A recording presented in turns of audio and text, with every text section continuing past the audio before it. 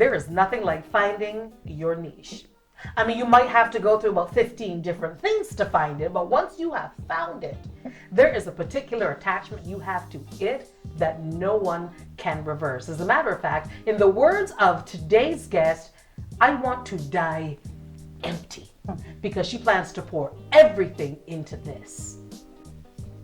Not the jar, the product, Native Candles. I want to introduce you to today's Pivot series featuring Tamara of Native Candles. How are you, Tamara? Good. I'm feeling really good this morning. Happy to be here with you. Fantastic. We are so happy to have you on this series because I think you epitomize what this series is about. You go through a number of steps in life. You go through even a number of thought processes in life. And then one day you're like, hey, life, you're not working out for me the way we had planned. So let's skip back to the beginning. What was life growing up like for Tamara?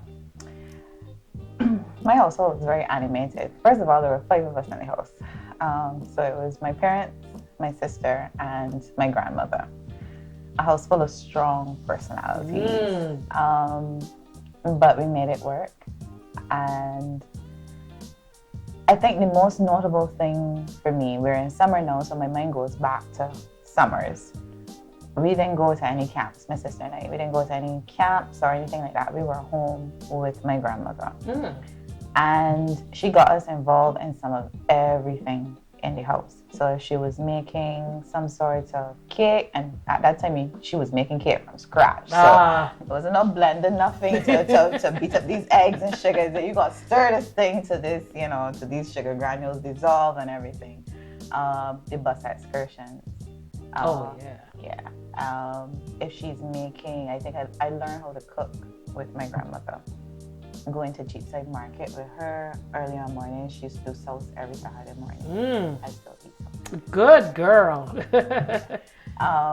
But those are, growing up for me was fun.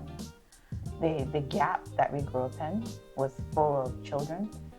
So it was outside the bicycles, everybody screaming at one another, everybody racing these bicycles. And then, on Saturday evenings especially, like our house, the front door would be open, and me and all these children from, in the neighborhood, and my sister. At that time, Saturday evening TV had good TV. Yes, though. From 2 o'clock with like the A-Team, and at 4 o'clock it was Baywatch, and then it was the 5 o'clock show. All the way down, you had the half an hour for the news, and then straight into things like, Tour of Duty, Falcon Crest, is showing my age here. Good times, good times. But that was it. So my childhood was good. My Excellent. childhood was very, very good. So, I mean, that seems like a pretty positive start. So I'm thinking, what could possibly have derailed? I mean, she had fun. She learned how to cook. She knew how to negotiate and haggle in a market. She's ready for life. No. I did everything that I thought or you were told that you should do. And, okay, so let me say straight up front. I am not saying do not do this. Right. So I went to school. I learned pretty well. I went to university twice. So it's degrees. Yeah. And I even got the job. And I thought, okay, I'm set up really good to be successful. So this is what success looks like, right? Right. Yeah. No. There came a point where those things lost currency for me. The degrees, all the years of work experience and stuff lost currency. And it was due to many changes happening in the workforce, many changes happening in the particular sector that I was working in at the time. And it just wasn't working for me anymore. And as a matter of fact, I think my story is more about opportunity. I couldn't find an opportunity. And after fighting and fighting to find one, found out I have to create my own.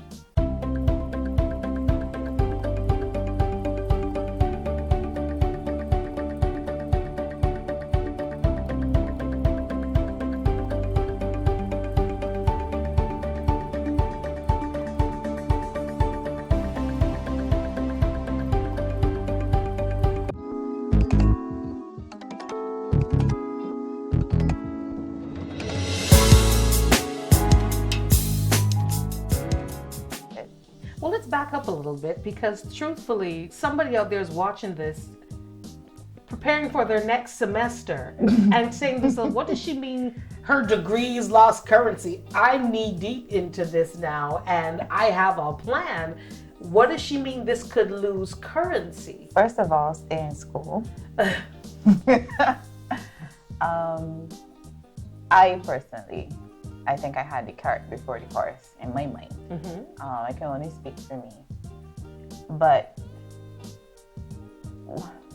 qualifications don't determine who you become. So you might study accounts, you tell yourself you're going to be an accountant. Or you may study economics, you tell yourself you're going to be an economist, right? If I knew then what I knew now, that what you study should really not determine who you are or where you go, it should actually sharpen what you have on the inside of you. So you can study accounts and be a business owner. It's just that you have a really solid knowledge of the financial side of business. And how money works. And how money works, and how you can leverage it to get where you want or to make the business what you want. If you study, for example, marketing, does not mean that you have to be a marketing specialist. You can go into anything actually, but with that knowledge of marketing and how understanding people and what people want and how to speak to them, how to position, how to create a concept, let that sharpen the gift that is on the inside of you. And I unfortunately don't think that is something that happens a lot. You're not really taught to find out what's on the inside of you, but you are taught, go to school and use what you learn to become something. And it really should be the other way around, to me, my opinion. So basically what you're saying is there was kind of a hole that had not been filled, that you were more or less filling with degrees and qualifications, certificates, jobs, accolades. I do not know how I missed I was creative. I mean, it was glaring. It was glaring. Like, I like to cook. I like making home. I mean, like, the house would get changed really 3 or 4 times. Okay, you're one of those. Yes. Don't get too attached to this couch being in this corner. Colors and textures and smells and like everything is the environment and this size picture versus that size one. And then with food, like I don't cook boring. Certain tastes gotta go with other things, and if you're gonna do this and then we can drink this with it. I even like crafts. Like I would just find, when I get bored, I would find different crafts to make. So I like theater, like love theater. Oh, I could give you 2 tickets to Phantom of the Opera and you're gone. Please and thank you. Do It for Grantley is a production of Fortress Fund Managers. You can listen to all our episodes in all the good places podcasts are available, including SoundCloud, Google, and Apple Podcasts, or on our website, fortressfund.com.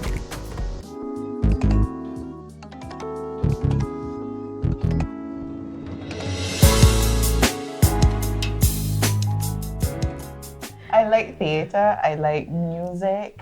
I like the arts. I do not know how I missed I was creative. Those are things that I probably just did thinking this is what I enjoy. In my spare time. Yes, from please. real life. And as soon as I get bored, I will go tinker. My aunt would tell you, as soon as I get bored, the first place I can head is the kitchen. And then when I'm tired of the kitchen, I go making something else or changing around something. So I think I'm very hands-on too. I think I like experiencing things with my hands and I like creating. I think that's the unique thing about me and the arts. I love creating. So I like picking down things and trying to figure out how this works, how it doesn't work, and putting it back together in my own way. I do not know how I missed that. But I think I've always been creative. Equally strong academically, but yeah, actually on most psychometric tests you would think I'm bipolar. Yeah, for how I show up strong logically, and strong conceptually, but I think that happened because I was suppressing, the conceptual side. So, well, when I look at how people even use the term entrepreneur, sometimes I get the feeling like entrepreneur is the secondary activity to other things. Like nobody uses the term businessman or businesswoman, which we have high up on our list of priorities. When we think entrepreneur, we think, well, bless her heart, she couldn't get a job. Yes. So she used her talents to perhaps do candles. To make a life, right? Yes. But there are people who have entire empires built on candles. Yeah. So why do we, in your opinion, use the word entrepreneurship in the way we do? I think a lot of people think entrepreneurship is hustling, which is something completely different. There are hustlers, but that's not what, building a business is really about. Like I felt it. I've walked into rooms where I would have said, "Hi, I'm Tamara Gibson. Oh, what do you do?" "Oh, I'm a development specialist or a development, project development officer," or something like that. Versus when I said, "What do you do?" "Oh, I make something else." "Oh, well, you seem lovely." You got it out that part, sorry. Entrepreneurship doesn't get the respect that I think it ought to get yet. Not just in Barbados, I think across the region. Right. I think there's some wanting to get away from manual work based on our history. Thinking that it is lesser or perhaps even lower class. But I would say that there is still some sort of shame or, let's call it shame, associated with having to work with your hands or work in the field or, that kind of thing. But honestly, it is the most freedom you can experience. It really allows you to grow personally. Like it is I ain't even get started on this yet. Right. I ain't unleashed nothing yet. You gonna love me in a year. You think you love me now? I do. I love you. I very much right now. You gonna love me in a year. Do I have to prepare room in my heart? Yes, please. Right? I feel like if I just have this whole flood of things to come since I've started doing this, I've never gotten back from any job. And I do not know why I did not come to this sooner. I think I bought into that whole thing about, the degrees is the way forward and the real success story and that sort of thing that I never really had time to or thought about. Working with the hands or picking up a trade as a real way forward. I have to say my parents have been entirely supportive though. Both my parents are entrepreneurs, so there wasn't any steering me away from entrepreneurship in my house. Right. They were very supportive of anything. Right. Okay. That I did. It is just me. I don't know where I learned that. Actually, when you spoke about that, I thought to myself, I never actually put it that way, that the relationship we have with our ancestral past, with our history, has probably tried to steer us away from being outside and working with our hands because it's very reminiscent of a dark time in our history. And perhaps the onus is on us and those who are guiding us to redefine the relationship we have with our hands, because but for the inhumane treatment and the lack of remuneration, what exactly were we doing that was so wrong?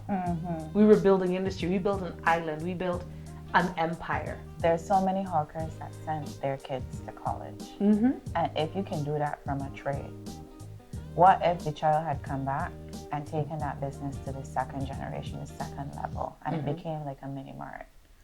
Or a string of mini marks. Correct. With time, it grows, it gets better, but there's something existent, and again, it's not just in Barbados. No, of course not. It's all across the Caribbean, where you think that your child doing better, or let's not put it on parents, because all parents may not feel that way. But there is a thought floating around that doing better is staying away from the trades. And it couldn't be further from the truth. I've worked on projects in a past life where I've seen people without any form of formal qualification become millionaires right here in the region. Thousandaires. Yeah. It is quite possible. If you want to head into the Bible says first, your gift will make a way for you. I just don't think we spend enough time figuring out what that gift is.